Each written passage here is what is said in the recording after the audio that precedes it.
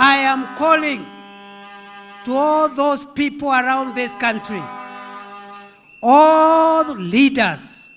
moving around the Republic of Kenya, from coast to western, to Nyanza, to Rift Valley, Central, Nairobi, Northeastern, and Eastern, to stop early campaigns for 2032,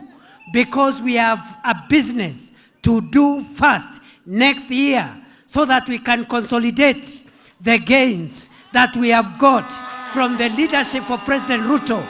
and ensure that William Ruto and his agenda to transform Kenya is not scattered by a rudderless, agendaless, thoughtless, planless opposition. We cannot afford to disrupt the transformation and the work that President William Ruto has begun because of early campaigns.